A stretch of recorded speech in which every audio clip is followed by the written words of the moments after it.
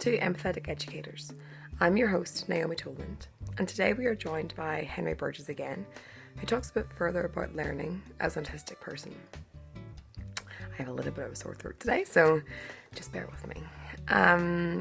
It was really nice to hear more of Henry's reflections, and I had to ask him a couple of times, does he practice what he's going to say, because some of his notices were just really beautifully worded. But he said no, so it's just really nice to hear. And a lot of the things we talk about today links to mental health, and the more we can understand, the more we can be aware of others and their needs. I think that links to just general well-being for everyone, not just autistic people. And so we began the conversation with Henry reflecting. I just asked him, is there any more further thoughts or any more further reflections after the last time? And so he goes a bit deeper into that understand and not judge comment that he made in the first session, which was one of my biggest takeaways. So, like the last time, there isn't a recorded video, but it's just all audio, so I hope you enjoy listening to it. And I hope you get lots of takeaways. Thank you very much, and enjoy. Basically, you give them a task without understanding them, and they fail, you get disappointed, but that's your fault because you didn't take the effort to understand them in the first place and understand their abilities and difficulties. And do you feel like that's what your experiences were going through school? Do you feel like there was expectations put on you? Because I think the last time, one of the things that really stood out to me for a takeaway last time was you were saying that you wish, because obviously your brother has autism as well, and you wish that people didn't assume that you could just get on with it, even though it was a different type of struggle that you were going through, and you wish that people had understood that. Is that what you mean by expectations? Is that kind of? I guess it's hard to say because we're in school so long ago. It's trying to remember things is difficult, but even as your life now, is that it's just it's because I don't look to say well whatever. I don't look like I have any trouble with things, but I do, and it's difficult because people expect you to do things, and I know I just can't, so I tend to avoid them. But then that makes me look like I'm lazy or avoidant, and that doesn't reflect very good on me either. But I just know I can't do what they're asking, and it makes me feel crap. And what's the working memory? Because I think you said you listened to a little bit of the podcast I put out the very first session. It is all about a skim read. Listen. Yeah, so you looked at the actual post. Oh, that's fine, different ways. But so it's about working memory. And do you think that would be something that maybe did you look into that or? Oh, well, I know when I got a psychologist report done in last July, and it was significantly very, very low in working memory and processing speed. Very high score in general logic, though, so that's alright. But basically, I know stuff, but I can't get it out of my head in time. Yeah. So working at speed is difficult, and what most would consider speed would be, fast. But even a moderate pace compared to neurotypical is just in a busy environment is just not going to happen. So what happens with what do you go through as yourself when someone does set tasks for you, and then you're saying about you can't get out in time, what actually goes on? What is your process whenever your brain what does your brain feel during that time? I'm not anxious or anything. I'm calm. I'm well aware of what's happening. Yeah. And it's if I'm calm against a task, my brain just sort of stops, and I get a blue screen computer error type thing, and my hands don't feel like my hands, and I can't connect to them, and I just can't there's just this giant wall in front of me, and I can't actually move through it, or I can't actually see the problem anymore. It's just this wall, and I can't do anything about it. And so I used to get really frustrated, and that led me getting I got really stressed, and then it became visible, and then you start to think what other people are thinking, and it's bad. So now I'm more aware of that, and I take time and step back and calm down, and that can take like 20 minutes or something. In a general learning environment that's time-based, like in a class, that's basically impossible. In work, basically impossible. So it's really difficult. Only on my own learning projects by myself, in my own time, have I been able to step back and calm down and reassess and try it from another angle. But everything in the world, in the mainstream world, is focused on time, and when you can't learn properly in that time space, it makes it incredibly difficult. And I think that's what you said about, because last time I asked you the question of, is there any teacher that worked really well with you? But then you replied back, it wasn't teacher, it was an actual subject. And it's because you were driving it with music and with like photography. You were able to drive that own project yourself. So it wasn't about this is what you have to get, this is what you have to do. It was more about you were kind of setting the pace of the actual project itself. And do you think, because like school is kind of changed in that way, so like there is less emphasis on this is the outcome, this is what you have to get. And school is trying to, like, there is definitely schools, not all schools and not all education, but there definitely is a bigger understanding and a bigger awareness of we can't just have one answer, one fits all. And so, like, I think what my question was that we were, like, whenever you left school, and I don't think you really had that answer last time, about what did you enjoy, what did you find easy about it? Was there anything that, like, apart from the music and the photography, that you found? I don't know. It was really, it's quite a long time ago. But even just now, like, is there anything that you've been? Because I think you were saying about the woodwork and everything. You've tried that, but that's not like the practical side of it, isn't? And do you think does your mind get a wall with like the practical side of it as well? Yes. Like I mean, more really with the practical than anything. Like, I mean, with theory, it's the same as well. But something I have tried recently, I've been doing for about a month and a half.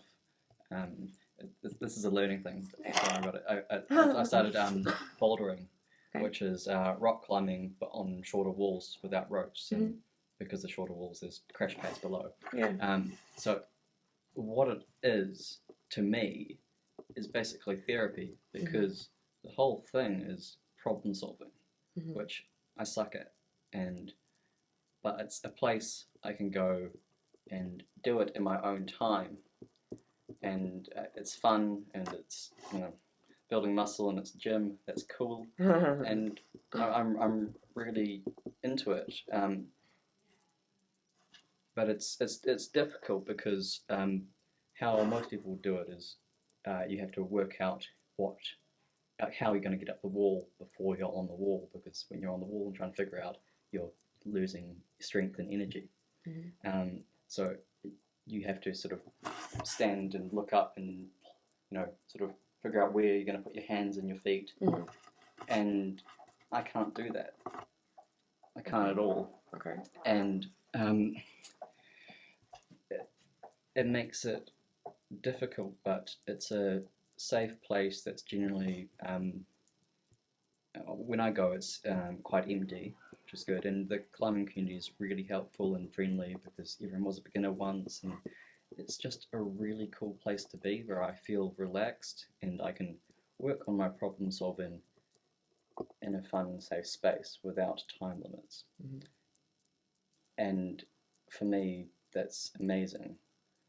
So it's not like you have to have you by yourself all the time. It's actually just that you don't want to get judged by people who are around you, isn't that? Like, that's like basically it. So you can have people, you can not a big massive crowded room, but you can have actually like people around you and people in your space and people like interacting with you. And a big key is not judging yourself. And it took me a really long time to stop doing that. It's like only recently. I'm nearly 27, and I've been working on myself. Like worked out like I need to work on myself around the time I was 19, and that was only goal, Mm-hmm. and that's what it's Taken. it's taken this amount of time to stop judging myself. Mm-hmm. And where do you think that judgment came from? Have you reflected on it? I suppose because well, it is sort of societal expectations. This is what you're supposed to be. This is the level you're supposed to be at now, and internalizing that and thinking, oh, I'm not, you know, autistic or whatever. And when I was a teenager, I was pretty much in denial about it. I got diagnosed when I was 12, but I didn't think it was an issue, and obviously it was. but I just sort of didn't talk to anyone about it, and it was when I was 19 that I thought, well, yeah, I do have it. It has caused issues. I need to work on it. Because you were just describing the way that you like the bouldering part of it. It's not that you don't like problem solving, it's not the fact you don't like people, but actually people who are supporting you and the problem solving's in a safe place. That's where you can achieve and you can see that. Yeah, and like on Monday night there was a class at the bouldering gym on footwork, proper footwork, and it was a group class. And the teacher was going through and he's like, "Oh, does everyone get that?" And it was like, "Yeah." I'm thinking, "Well, no, I don't at all. My mind's just a complete blur." But I don't want to speak up because it makes me feel crap just with sort of slowing the whole class down and making everyone aware that I'm slow, which I'd rather not do. But then when we got split into small groups and I started climbing, and then I asked the teacher what feedback he could give me. He gave me good feedback, and then I could straight away take that and climb again with that new advice. So yeah, the one-on-one stuff is hugely beneficial. Okay. What did you learn though from being as part of the group? Like, was there anything you did take away from that bigger group? I felt just really uncomfortable. Okay. So yeah. But once we got put into smaller groups with people of similar ability, it was a bit nicer. So yeah. Because you're not being singled out as a person doesn't. Yeah. It doesn't know. Yeah. That's what you're saying about the safe place. Like in the group, it wasn't the class where it's like we're a smaller group that you're all on the same level and moving at the same speed. You're kind of like a bit more able to open up about where you're at and what you're working on as well. And that's like, I know you're saying about you don't remember school, but like that's exactly like the learning experience. So that's actually going through it. The whole place is a learning environment. Yeah. Yeah. And it's practical, even though it's not practical making, but you're physically doing it as well. You're hanging upside down off small holds, so it's it's challenging. Yeah. Physically and mentally. Yeah. And how's it going with you were saying that you've just started the full time, I'm part time. It's official, yeah. Yeah, official now, and so I'm just doing 12 hours a week, just 9 till 1, Tuesday, Wednesday, Thursday, and at a sheltered workplace, and so it's a place for people with disabilities who otherwise couldn't work in the mainstream environment, and it's quite like the first week wasn't great. You just started whenever we first talked the last time. Yeah, and second week was a bit better, but not amazing. And this week so far, Tuesday, Wednesday, has been pretty damn good. So I'm happy, and I think at some point in the next few weeks I'll increase my hours. And what's changed to make this week better, do you think? Putting on my headphones more often so I don't have to deal with others. So I can just concentrate on my own work. So do you think, so it's just time, so do you think with the fact that autism goes alongside of like the social side of it, where people do like to be by themselves, do you think it just depends? Or do you think that most time you would prefer to be by yourself, or do you like being part of something more? Because I think last time you said you learned from being in the groups, and you've taken a lot away from the friends that you've made and everything like that. So I like being social in select environments. I I'm very picky with food, and so I hate social environments that involve food, because I always have to make sure I can actually eat the food, which is a big thing, and it's generally because I eat quite plain food. It makes it hard to relax around people in a food social setting, and so I don't really like that, or like going out to meals with people, and that it's not my thing, or a bar or something. I don't drink, like, and it's very loud and lots of people. It's hard to hear anything. Like those sorts of busy environments, I don't like. The place I made some friends recently is the bouldering gym, and made a new friend at the class on Monday, and I've made a few friends before that, and because everyone's so nice and genuine there, and it's a place I feel relaxed in. So the big keys are, like, I need to feel relaxed in a space, both to one, be myself, and then other people can see that and relate to that. So yes, I like socialising, but in select environments. Yeah. But I do like being alone. It's pretty awesome. It's good to be by spend yourself. time with the right people, and don't spend time with anyone who just brings you down. There's no point.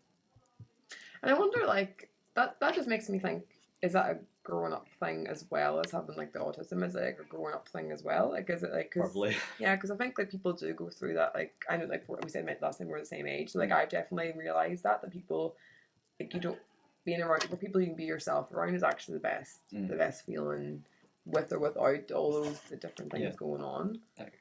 And I was just speaking to a new possible friend at the bouldering gym last week, and like we got like we were just talking about stuff, and I sort of mentioned that I have autism, and that I'm working in this shadow workplace. I'm trying to get used to telling people that, and to not feeling ashamed. So I'm doing it more often, and so I was quite hesitant of what his reaction would be. He's like, "Dude, I know exactly how you feel." I'm like, "What?" He's like, "Oh yeah, my friend's in exactly the same situation," and I was like, "Oh, that's good." And so from that point, we just sort of realized we were on this, like, sort of deeper level, and each just started talking about some stuff, like deeper mental health stuff, and then he just paused and said, I've never told anyone this before. And I was like, well, yeah, that's what happens when you create a friendship, is if you don't talk about that stuff first or early on, and you create this dynamic, and then one of you is afraid to bring something like that up because you think that'll affect the dynamic, or you'll get judged or whatever, and you're both probably feeling the same, and you're just not really open. Yeah. But if you do it right from the start, then you're connected straight away, and it's like, well, if you're gelling at that point, you've got yourself a true friend. Yeah. And if they're not into it, you can walk away, because they're still a stranger at that point. It's not a big deal.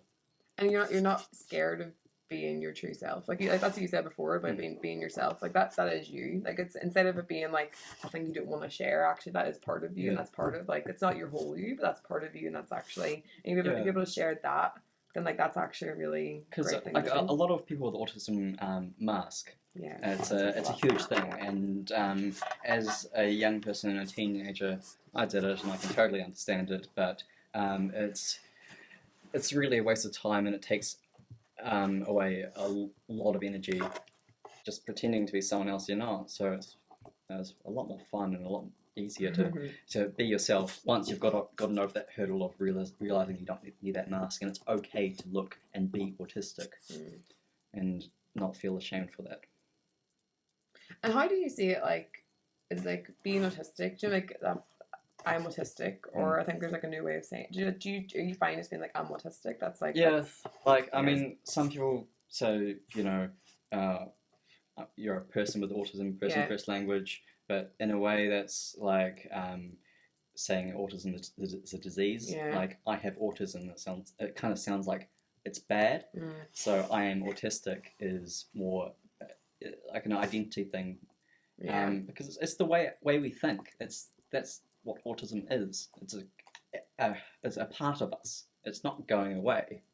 And it's not a disease, it's just the way that your brain functions. Like that's just a function, like the way that your brain's actually processing things, and the work of memory and the processing. Like that's just the way that your brain actually is functioning. So most of the time I'd say I'm autistic. Sometimes I say I have autism. I use it interchangeably. For me, calling myself autistic or I have autism is fine. Yeah. I'd rather other people say I'm autistic rather than I have autism. Okay. Yeah. Like I figured because it's me, I can talk about me however I want. But you would prefer like just like I am autistic. Yeah. Yeah. And like another takeaway I got from the last time was that you said that it's not just you though. Like it was actually after the session whenever we were like talking about everything else, and you were saying that you're ready for it not to be the first thing you think about whenever you meet people. You're ready for it not to, you want to express this and you want to find out about you more, but actually it's good that you're able to share that with that boy, but it's almost getting out of the way to be able to be like, okay, he knows about that now I have to be myself and just get on with it, rather than everyone being like, oh, like he's like autistic and he's like this. It's like that's like you almost want it to be like a not talked about thing as well. Like it's so like sometimes in a few social situations, like where I've met new people, I sort of realize and go, oh, I'm not going to talk about my autism or whatever, and just see where it goes and do a lot more listening. Well, listening first, and so I've tried that and it's fine. But I think I prefer now going back to because the whole dreaded "what do you do" question comes up. Someone tried to tell me saying, "Oh, just say you've got complex medical issues and da da da da," and that worked fine for a bit as well. And I didn't mind that, but now I'm like, oh, just tell the truth, and it's and telling truth to others sort of gets it helps me be more accepting of it, but then it is like tell the truth and then sort of push it aside and continue with conversation. Because it was like everyone could have like hello, Naomi did it. Like it's like everyone has their thing that they're worried about. You know, everyone has like that like thing. They're like just like whole like people do have things they're worrying. People do things like they're like people are going to judge me, that kind of thing. But what does it matter? Do you know, like that's like the end of the day. Like it's like if you are being kind to people, if you're being like actually the accepting and understanding, not judging, that's it. Do you know, like it's not interrupting you doing the boulder with that boy. Do you know, like it doesn't matter. Like with that element of it. So it's trying to move past that, but like you say, it's a society thing where it's people are thinking, you know what I would love to know though, what is this one thing that everyone's trying to be? Do you know what I mean? Like that's like a thing that trying to be successful, and what successful means to most people is quite a narrow-minded view of success, and it means having money and being able to afford things. And for me, it's being myself, being happy and being myself. And if I can achieve that, well, then I've got it made. Yeah. And I'm pretty close. And people like exactly in your age, like from the 27s, like knowing that at this age, people go through their lives not knowing that, but like actually putting that much time into yourself, maybe that's actually a really I mean, like there's nothing wrong with making money and buying stuff. It's if you want to do that, go for it, you know. But I mean, just happy. I mean, important thing is be yourself while doing it.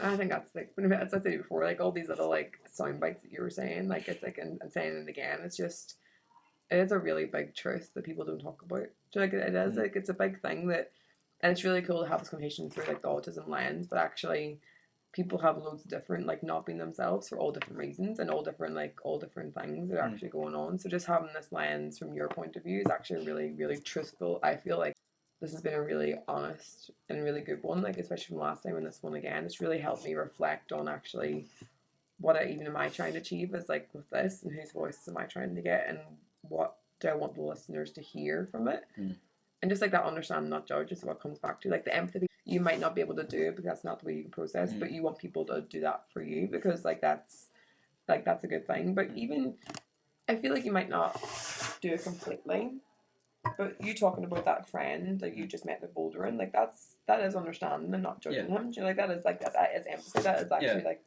going through it on a smaller step. I mean, I see it too. Like you got two kinds of empathy. You got cognitive, which is thinking, and emotional, which is feeling. Yeah. And generally, the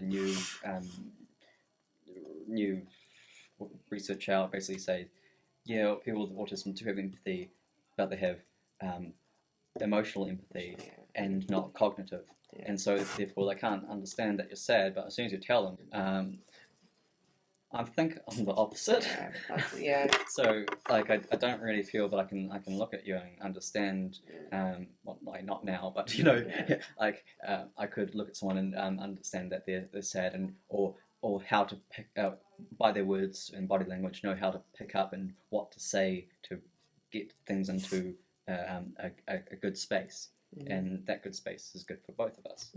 So I guess what you said, that was what you mentioned last time, is like you don't feel it, but you see it, rather than not seeing it and feeling it. Like that's the opposite way of going about it. So I think neurotypicals have a mix of both. You know, but everyone has high or low levels of different. It all. So you know, it's whatever suits you. It's cool to see that you've, even in the past month, it seems like you have even moved a bit further in your own journey with what you're going through. It's like what have you what have you really enjoyed this month with like what you've noticed about yourself? Bouldering saved my life. Like I really needed something to drive me forward, to keep me learning, and I'm really excited about this new hobby, and I can take it really far, because and I'm just really enjoying it. Like I just so needed something like that. And because I couldn't with just the work stuff, I couldn't really get excited about it. But of the 3 days I worked, 2 days, Tuesday and Thursday, I go climbing straight afterwards. It's like it's a big thing to look forward to afterwards. I'm like so excited. So it's I just love it, and it's.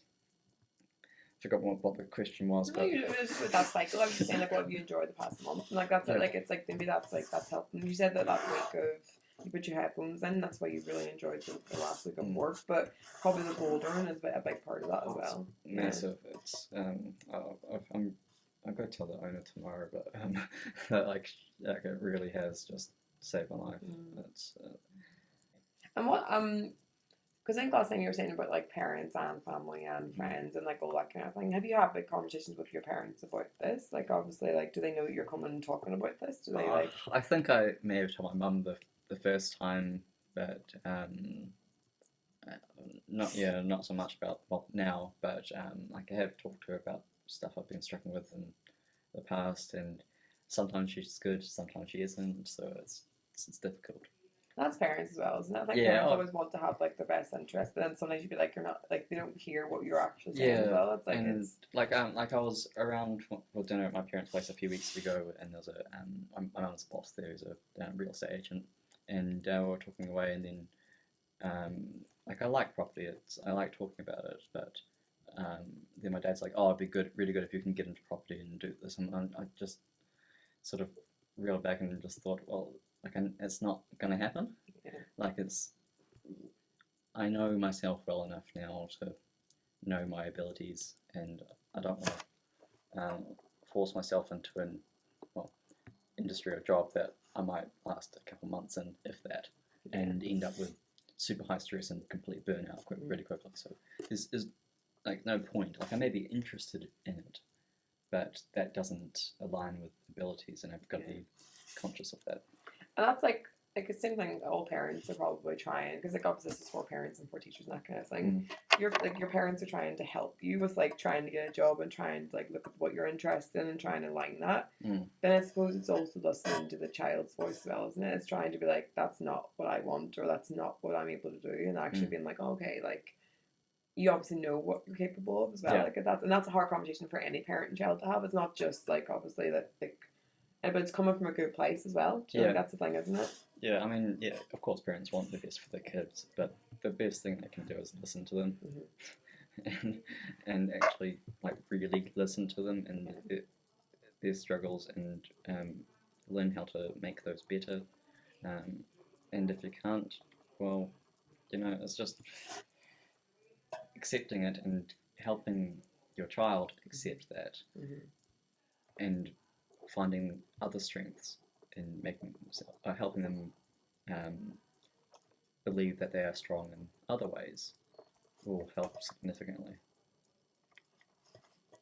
Do you practice what you're going to say before you say it? No, it's all off the top of my head. But I saw you smiling.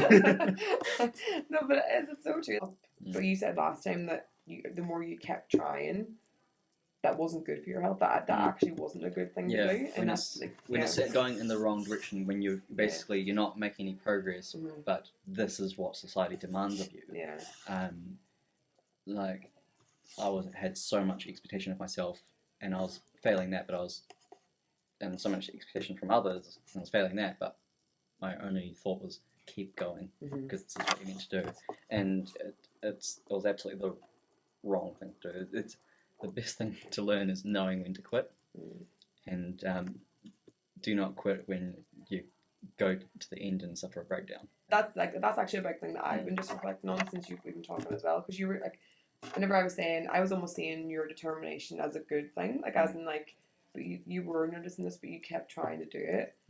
But actually, it's not always a good thing. It's actually not always a good thing to keep going and keeping on trying and keeping on. That can be good in certain settings, but actually that can just be like, you get so much worse and so much further back than what you could have been if you had to stop. But, I'm going to talk about bouldering again. Because the thing is, like, because I'm really into it, my new special interest, as it were. The point is, your arms get tired, and you think, should I have a rest and stop for a while, or should I keep going? And if you keep going when you're tired and you're hanging upside down off a wall, you know what happens? You fall and you hurt your hands and probably the rest of your body when you land too, because it's unintended. So it's knowing when to stop, knowing your own physical limitations in that setting, and in other settings knowing your own mental limitations, and knowing when to stop, take a break, reassess, and come back. But if it's not working out the second time, it's probably time to quit. Accepting that. I think that's like, because I've even definitely been like a culprit of like saying I accept something, but then not actually doing it. And like for myself or with others and everything, it's just, you think that you are accepting it, but the more you're trying to do stuff, and it does, a lot of times it does come from a good place. Like that's what I've noticed as well, is it's not that people are trying to make people fail. It's just they're not realizing that what is it doing for the person. That's the biggest thing, is what is it actually doing for the person that you're trying. If you're trying to make it good for them, look at what's actually happening with them. Is it doing them good, or is it you thinking that's what they should be doing to make them do good? Like, the thing with acceptance is, if you're trying to accept, it's sort of like an internal struggle. Once you've accepted, you know you've got it because you feel content and fine and stressless. And it's just like, oh, well, this is not an issue anymore. It's just, like, I mean, of course I still have difficulties and whatnot, but I know it's okay to have difficulties. And so me struggling with it doesn't bother me like it used to. So it's, true acceptance, you'll know when you've got it. I think that's like my takeaway for parents and teachers, just like, because obviously it still is a place where we're working at, that it's, you get your grades and then you do your grades and you do the next step and then the next step, but society isn't actually like that much anymore. Like grades are definitely not as much of a thing as what they were in the past, and I think that's accepting that actually if your child isn't going to get that grade, then like, it's okay to have difficulties. What else can they do? What else is their strength? What else will they succeed in, and will they be able to use in the future? That's like the conversation that they could be having. Like I don't know much about teaching, obviously, but I feel that when students are failing at something, what people do is help them fix what they're failing and get it up to an acceptable grade. So it's always focusing on the weaknesses and not focusing on the strengths. If we build their strengths up, over you know period of time in school, you know, then they've got coming out believing that they're really good in something rather than believing they're average and everything. Yeah. Or yeah, so it's. And it's not that we're not. It's not that we're saying give up. Like that's not because I don't want people listening being like, oh, like just give up on that thing and just like not do it. But it's just realizing that there's not just one path. I think that's the main thing. Yeah, It's actually just being like, that if that is a complete and keeping on going, you're keeping on having to struggle with that, then realize that that might not be the path for the person. That's the thing. It's like there's a happy balance between. Because, oh yes, stress has so many bad flow-on effects. Yeah. And because there's a lot of disease and illnesses, and like, I mean, some stress is good, but if it's just continual over a bad thing that you're not getting, it's just going to eat away at you, and you're just going to start to feel worthless, and your self-esteem's going to go down, and it has other bad effects. So, no, it's really that's a really good takeaway for like it's going on further, like accepting it and helping again, like helping people, like helping the child accept it as well. And it's not just about autism. It's not just about everything. It's actually just about like the child and what they're going through in that time as well. Yeah, mental health is obviously very important, but it's a huge thing, and it's really important that you protect it. And just by being yourself, that's a big. Like, that's it. Like that's definitely something I've been looking at, is the mental health part of it, and like how, because like obviously ties big time in with the brain, and that's the whole purpose of this like empathy piece, is trying to make people understand. Like, I found sometimes people would say, "Oh, good job, Henry," when I was, you know, doing something like, just something really menial and stupid, and because I was aware of, I'm a lot more self-aware now. That just made me feel crap. Yeah. But when I get positive reinforcement when I've done a task that's hard for me, that makes me feel great. Yeah. And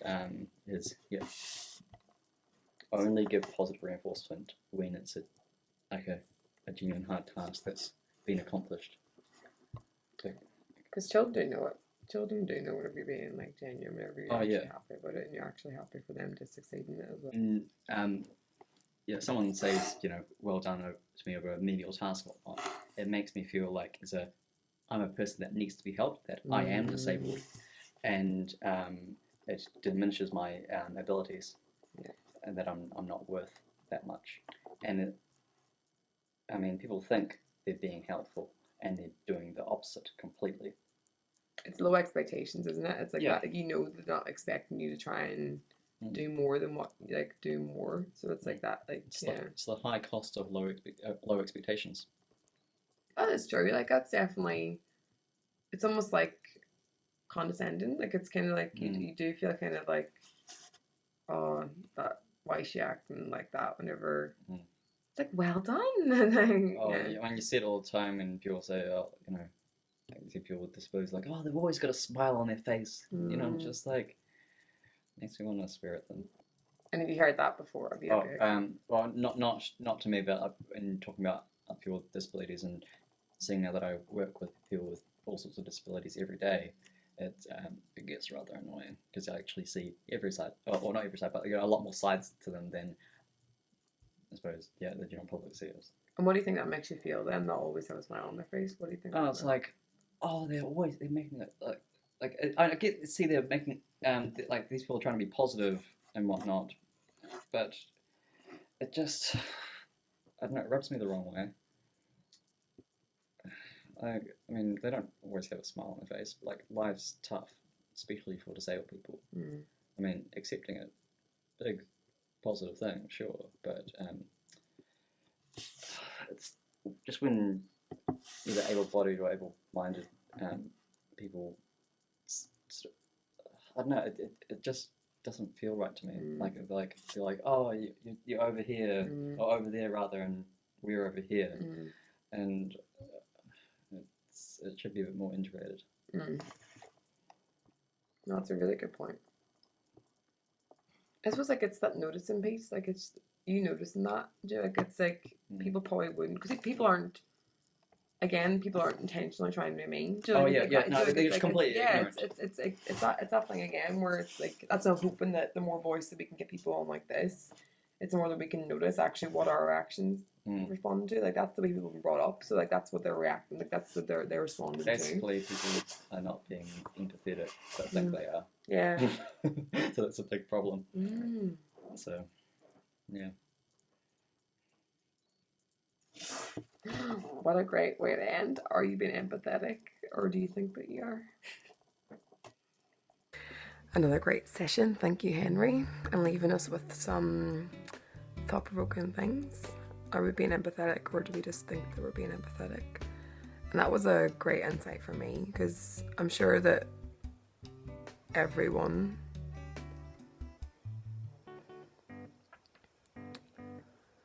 well, another great session with Henry. Thank you so much. And a great thought-provoking last thought. Are we being empathetic, or do we just think that we're being empathetic? And that was a great takeaway for me at the very end, because obviously the more we're trying to understand, the more we're trying to build and empower our thoughts to empower our actions for ourselves as well as others. But it is trying to take that step back and think, who's it for? What's it for? Why am I doing this? How am I bringing their voice into it? And just nice to have that little seed getting planted the whole time. Who's it for? If we're building that empathy piece, what's it for? And are we getting people involved, their voice, into what we're planning? Not just us thinking that's right and that's what the next steps are. So that was a really good last takeaway. And it was really nice. After we recorded it, Henry got in contact and he said that he's been speaking to the bouldering company, which is Northern Rocks in Glenfield on the North Shore in Auckland. And they've said that they really like the fact that he's feeling so passionate towards this and so open and so understood. And they're trying to make a little community for people who need that. And so Henry said that that's really cool to get that into the wider audience. And so hopefully we can put that onto the blog as it comes up, and hopefully Henry can get back in contact whenever they actually do have that going. But they want to try and open that up to the wider community because he's feeling so understood. So they want the people to feel that as well. So yeah, Glenfield, Northern Rocks in Glenfield on the North Shore in Auckland. If you're near and if you're interested, then you can maybe have a go with that too. And that links into like that. Another takeaway for me, that understanding piece and people finding their place. Because like I said at the very start, it is very much about mental health and well-being, this conversation. And of course it is the context of autism, but how are we making other people feel like they have their place as well and their voice?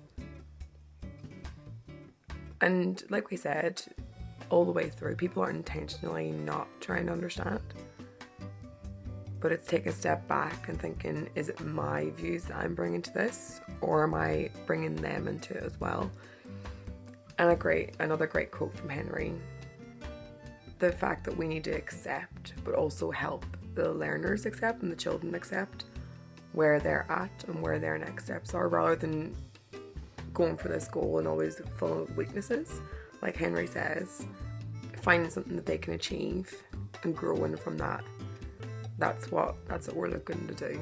Rather than always having this bar of trying to get there, finding what they can do and growing from that. That's what it's accepting where they're at and accepting where their next steps can be.